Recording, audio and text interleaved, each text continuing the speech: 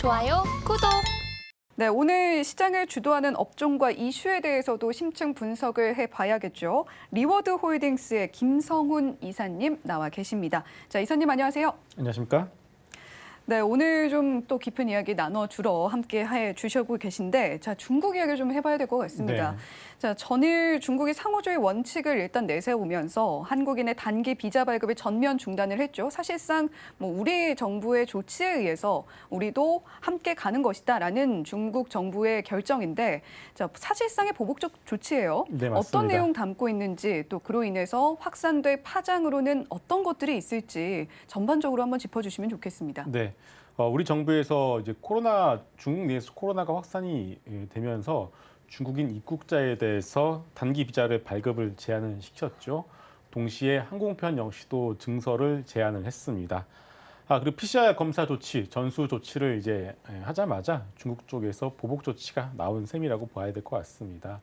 우리나라뿐만이 아니라 일본도 오늘 뉴스를 보니까 똑같은 조치를 취했더라고요.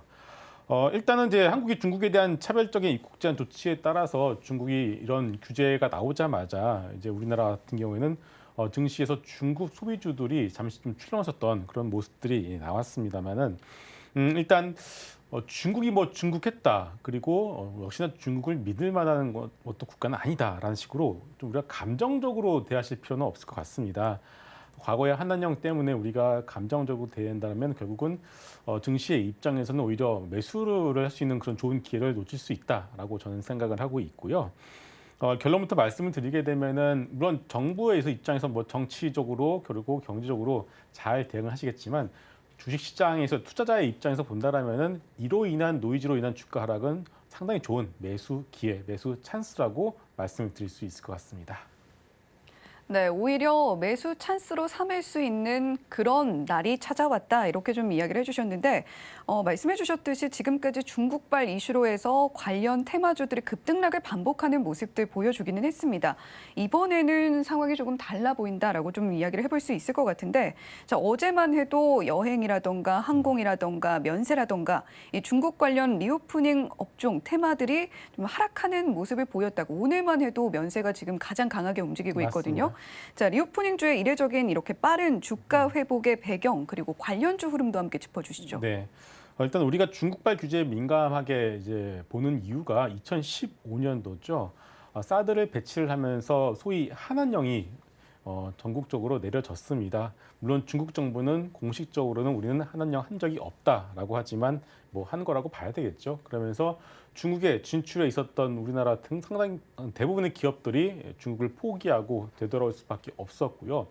그때 당시 정말 핫했던 종목이 바로 뭐 아모레퍼시픽이라든가 그리고 중국 관련 엔터주들이었는데 이 역시도 고점에서 거의 뭐 4분의 1 토막까지 내려오는 등 중국 관련주들이 이 한한령으로 인해서 상당히 큰 피해를 봤었던 것이 사실입니다. 그래서 이번에도 이런 규제가 과거의 한한령처럼 되는 것 아니냐라는 우려가 있는 것은 사실인데요.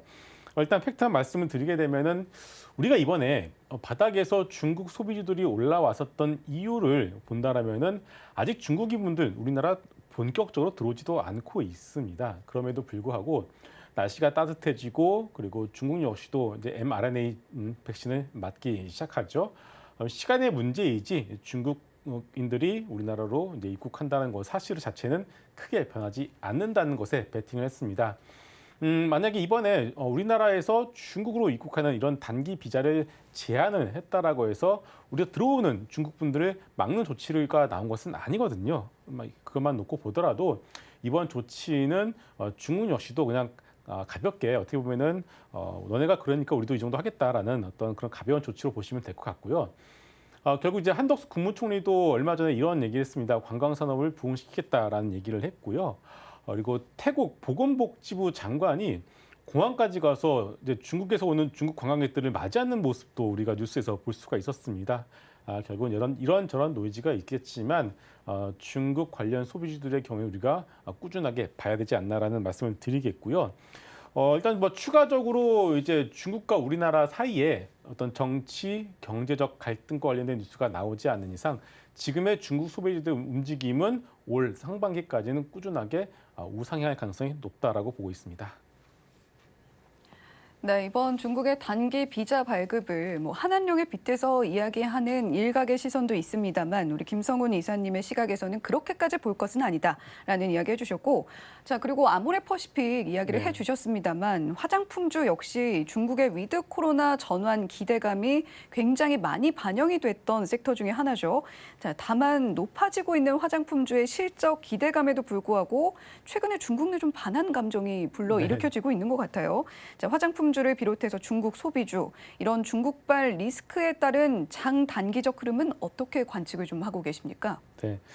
전 세계가 올해 모두 경기 침체, 리세션 이 두 단어에서 자유로울 수가 없는 것 같습니다. 그렇지만 그 와중에 유일하게 5% 이상의 성장률을 제시를 하고 있는 국가가 중국이죠. 1997년도로 기억을 합니다. 그 당시에 이제 전 세계가 경기 침체로 고생을 하고 있을 때 전 세계 증시를 바닥에서 끌어올렸었던 나라가 바로 중국이었습니다. 중국이 본격적인 경기 부양책을 내걸면서 중국뿐만이 아니라 전 세계 증시를 끌어올렸었던 그런 경험이 있습니다. 그리고 이번에도 그런 사례가 되풀이될 가능성이 높지 않나 이렇게 생각을 하고 있고요. 일단은 올해는 중국향 소비주든 아니면은 뭐 캐펙스, 인프라 투자 뭐 여러 가지 소위 중국 냄새가 나는 섹터라고 한다라면 우리가 관심 있게 봐야 될 것 같습니다. 왜냐하면 앞서 말씀드렸듯이 5% 이상의 성장률 정말 더 엄청난 거거든요. 그런 성장률을 보여주고 있는 국가와 관련된 섹터라면 우리가 관심 있게 꾸준히 봐야 된다는 말씀을 다시 한번 드리겠고요. 일단 화장품은 말씀을 드리게 되면 화장품은 조금 애매한 부분이 있습니다. 왜냐하면 우리가 2013년도부터 2015년도에 아모레퍼시픽을 비롯한 화장품 주식들이 소위 뭐 10배 이상 날아갔지 않겠습니까? 그 당시에 많이 그 멀티플 10배를 봤었던 멀티플을 거의 20배, 30배를 줬었던 이유가 무엇이냐면은 내수주에 국한이 되었었던 화장품 섹터가 중국이라는 시장을 뚫었기 때문에 수출주에 대한 멀티플을 줬기 때문에 주가가 그렇게 날아갔던 거거든요. 하지만 물론 한한령도 있습니다. 한한령도 있겠지만은 지금은 이제 중국 내에서 고가 화장품 라인의 경우에는 뭐 에스테 로더 같이 그런 여러분들 잘 아시는 그런 유럽산 화장품들이 이미 상위를 차지하고 있고요. 중저가 라인도 이제는 중국 자국산 업체들의 어떤 제품들이 상당히 강하게 치고 올라온 상황입니다. 그래서 우리가 이제 중국 어떤 리오프닝으로 인해서 물론 면세점에서 사람들이 많이 오겠죠. 화장품주들의 경우에도 바닥을 찍고 어느 정도 올라갈 수는 있다라고 보지만 중국 내에서 우리나라 화장품의 어떤 헤게모니, 해자 어떤 그런 것들을 이미 잃어버린 지 오래이기 때문에 오히려 중국이 아니라 유럽 혹은 미국 이쪽으로 화장품 업체들이 새로 길을 뚫어주지 않은 이상 중국 관련해서 화장품주들의 경우에는 상당히 어느 정도 막혀 있다 이렇게 보시는 것이 맞지 않을까 싶고요. 오히려 뭐 추가적으로는 뭐 저가항공이나 카지노 섹터 이쪽으로 보시는 것도 나쁘지는 않을 것 같습니다. 네, 아무래도 세계적으로 경기 침체에 대한 우려의 말이 계속해서 나오고 있는 상황이기 때문에 5% 이상의 성장률이 기대되는 중국 관련주는 지켜볼 필요가 있다라고 한 번 더 강조를 해주셨고요. 자, 다만 화장품주는 코로나 그리고 한한령 이전과는 비교했을 때 중국 내에서의 입지가 좀 흔들흔들하다라는 이야기도 함께 전해주셨습니다. 자, 또 지켜볼 만한 부분들이 아무래도 최근에 감기약이라던가 또 게임 판호 이슈 등으로 우리 시장에 미친 중국의 영향력이 상당히 확대됐다 이렇게 좀 해석을 해볼 수가 있는 것 같은데요. 리오프닝주들과 더불어서 중국발 이슈로 추가적인 상승을 기대해 볼 만한 탑픽 종목은 어떤 게 있을지 궁금하고요. 네. 또 접근 시에는 아무래도 중국 관련주들은 조심해야 한다 이런 이야기들 많이 하잖아요. 유념해야 할 리스크들은 어떤 게 있을까요? 네, 화장품을 제외하고 우리가 봐야 될 섹터를 먼저 말씀을 드리게 되면은 앞서 간단하게 말씀을 드렸지만 이 카지노를 먼저 봐야 될 것 같습니다. 왜냐면은 일단은 카지노 섹터 같은 경우는 숫자가 이미 올라와 있다라는 것이 가장 큰 장점인 것 같습니다. 일본 VIP 고객들에 대한 드랍액이 늘어나가면서 이미 코로나 팬데믹 이전 수준의 숫자를 어느 정도는 만들어 놓고 있는 상황이죠.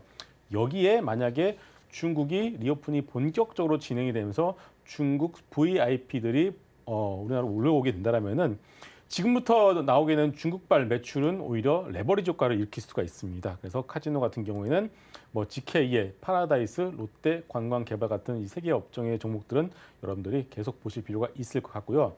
또 하나 수혜를 볼 수 있는 업종은 바로 항공주인 것 같은데 항공주 내에서도 여러분들 저가 항공주를 먼저 보실 필요가 있을 것 같습니다. 아직까지 우리나라 분들 여행을 좀 가시기는 하지만 주변 분 보시면은 그렇게 많이 가지는 않는 것 같습니다. 아직까지는. 근데 유가도 아직까지는 높은 상황이기 때문에 FCC라고 하죠. 대한항공과 아시아나항공을 이용해서 가는 것보다는 저가 항공을 이용해서 가려는 수요가 상당히 높은 것 같아요. 일례로 오늘 오전 10시에 제주항공이 얼리버드 홈페이지를 오픈했는데 지금 여러분들 한번 접속 시도를 해보시게 되면 접속이 바로 안 됩니다. 정말 많은 분들이 싸게 항공권을 구하려고 엄청난 노력을 하고 있다는 것을 다시 한번 볼 수가 있습니다. 네. 그래서 이미 여객수 자체만 놓고 보더라도 대한항공과 아시아나항공의 여객수를 LCC항공이 이미 추월을 한 상황이거든요. 그래서 저가 항공의 경우에는 올 한 해 좀 지켜볼 만한 섹터이다. 그래서 화장품주들을 제외하고 카지노와 저가 항공 섹터를 보시는 것이 낫지 않을까 싶습니다. 좋아요, 구독!